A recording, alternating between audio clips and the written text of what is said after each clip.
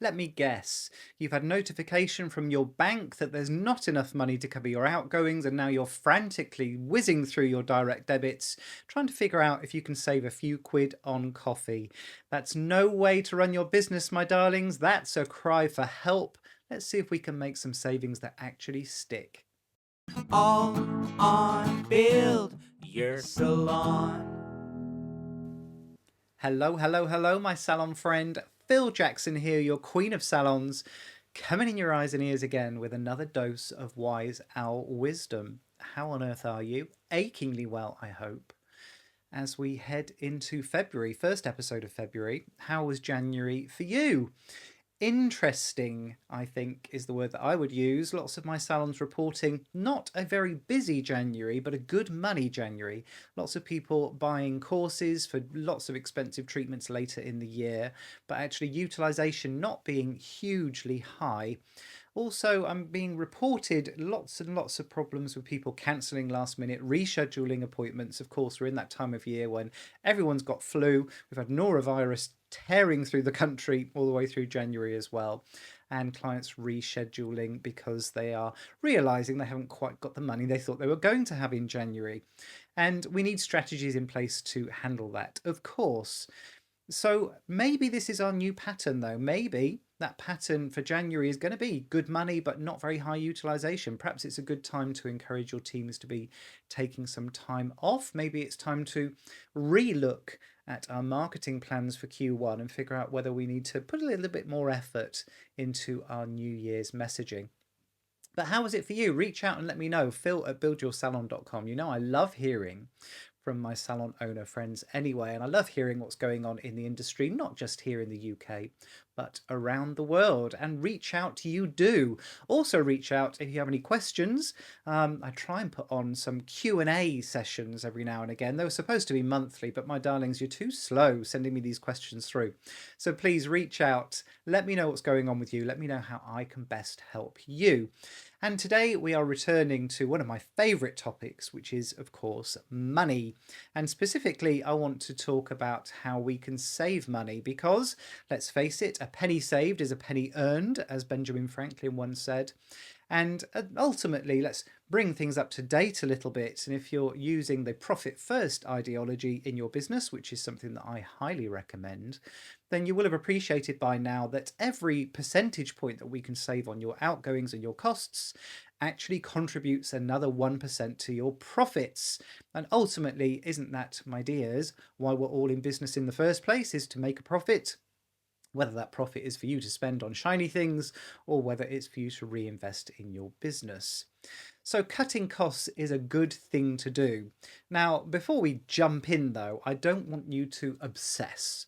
I don't think it's great use of your time to spend hours and hours and hours trying to save a few pence here and there.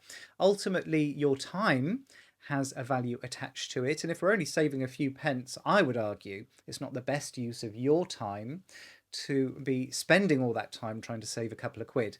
So ultimately, let's look for the big wins, the low-hanging fruit in our businesses. And I want you to take a kind of systematic approach to that, because I alluded in my introduction to what most people do, which is they get some sort of notification saying there's not enough money to cover all their outgoings, and then they jump into the bank statement and try and figure out whether we can make a cheaper cup of coffee, whether we could maybe cancel our salon software subscriptions, whether we should be moving credit card providers to save a few quid here and there. And I don't want you to take that approach. I want something much more systematic, much more frequent as far as cutting costs is concerned.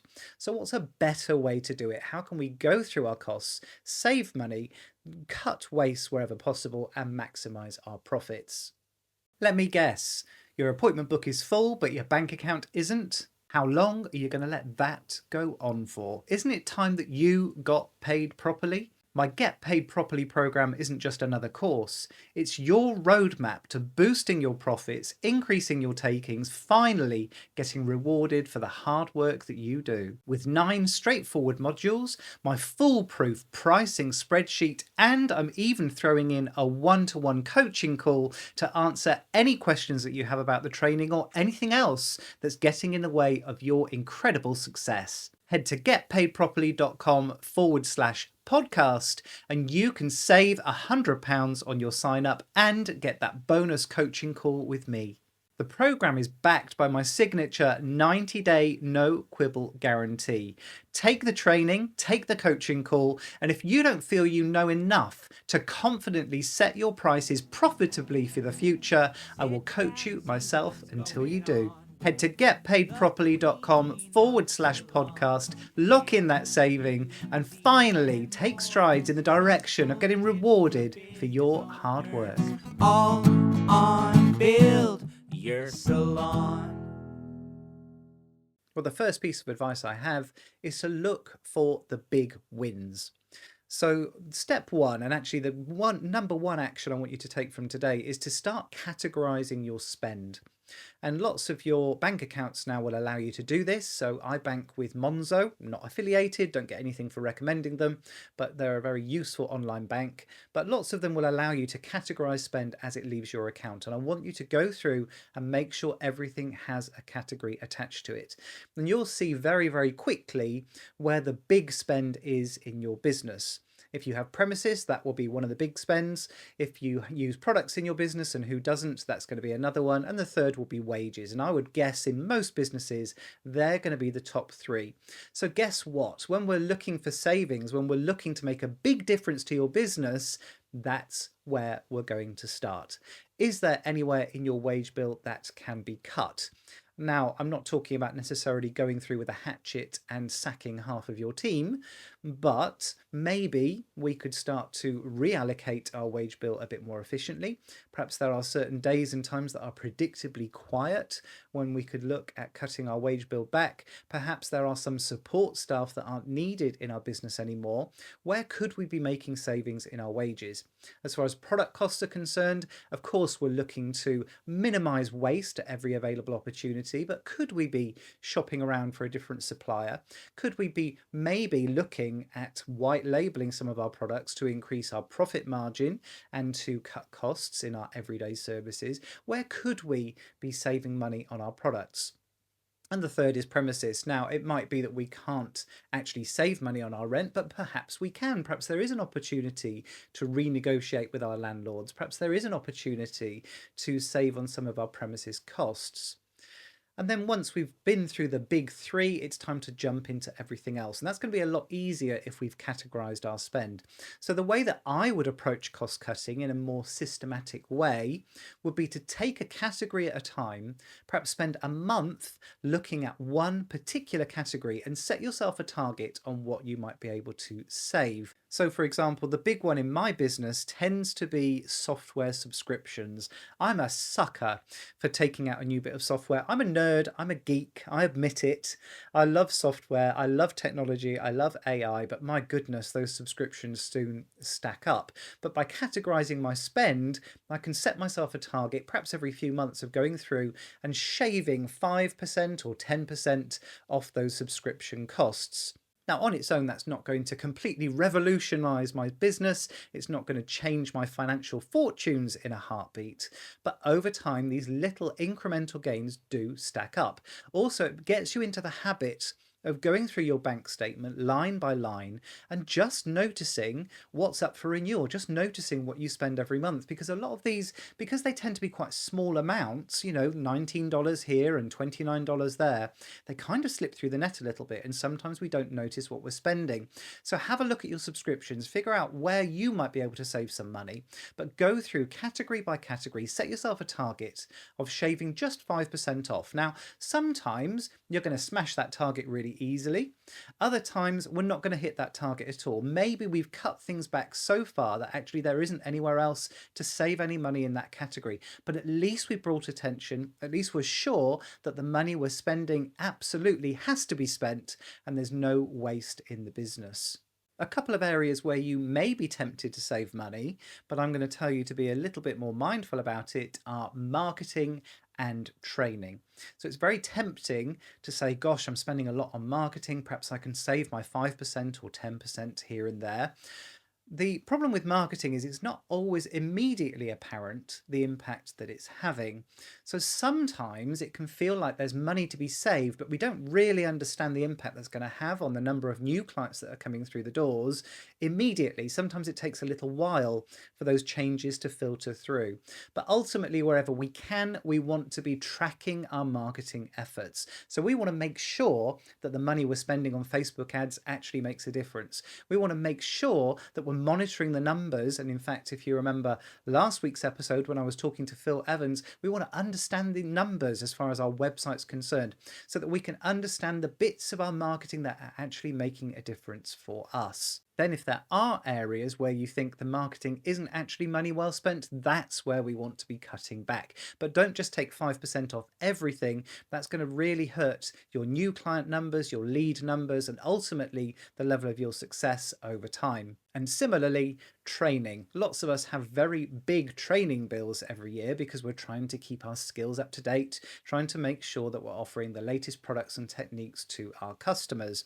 And it might feel that you can take a hatchet to your training bill and cut back. What I would do is start to measure the impact of your training. So for example, let's say you have a need to send a team member on, let's use a hair example. We use lots of beauty examples on the podcast, don't we? Let's say we've got a need to send one of your stylists on a color correction course. What I would be doing before they go on the course is measuring their competence and confidence in that area of their skills. So that you might give them a little questionnaire saying, how confident and competent are you? Measure yourself on a scale of 1 to 10.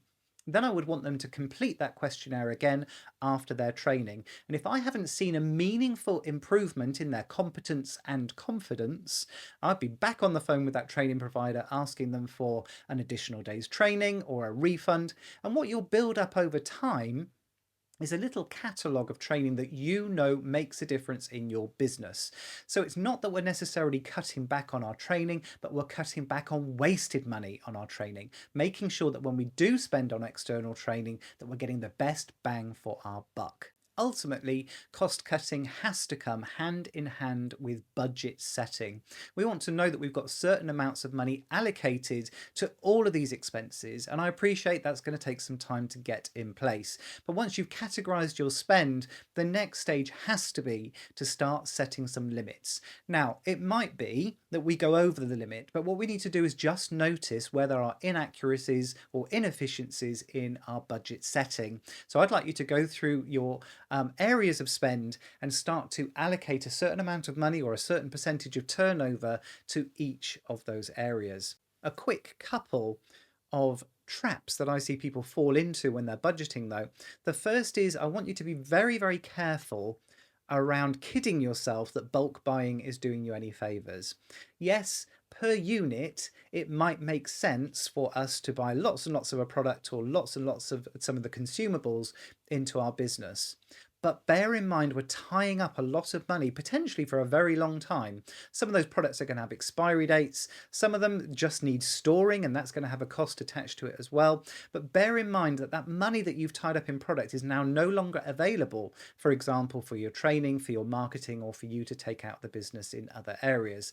So do beware where bulk buying is going to be tying up money, I would suggest, for more than a couple of months at a time.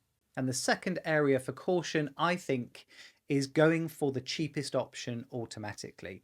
Let me give you an example. I have just literally in the last couple of months had one of my coaching clients that's gone from one particularly cheap Salon software system to one that's going to cost them noticeably more. Now, why would you jump from one to another? Why would you suddenly increase the amount that you're spending on your IT and tech in your business? Well, it's because of the inefficiency that's built into that cheaper Salon software. Yes, it might save you a little bit of money every month on your software budget, but if it's increasing the amount of time that it takes you to generate reports, if it's increasing the number of inefficiencies in that reporting process, if it's bringing inaccuracy into your financial control, it's better to spend a little bit more and make sure that we're getting the best solution possible. So don't just take a hatchet to some of these costs, play it out in your mind, make sure you're making the smartest decision, not necessarily the cheapest one. So they're my tips on running a tighter ship, a leaner business, and making sure that we're maximizing the profits. But what have I missed? What are you doing in your business to make sure that you are making the most profit possible and enjoying your business, and most of all, getting paid properly? Reach out and let me know. You know, I love hearing from you anyway. I'd also love to be interviewing you on a future episode of the Build Your Salon podcast. So reach out and let me know if you've got a story you'd like to share with my listeners. You don't have to be an award winner. You don't have to be the biggest business in the world. Actually, some of the most interesting stories come from smaller businesses that are just sharing what they might think of as quite tiny wins. I promise my audience will find something of value in your story. So reach out, phil@buildyoursalon.com. I'd love to be interviewing you on a future episode very, very soon. Just 7 short days until I'm coming in your eyes and ears again with another dose of my wise owl wisdom. And until then, take care.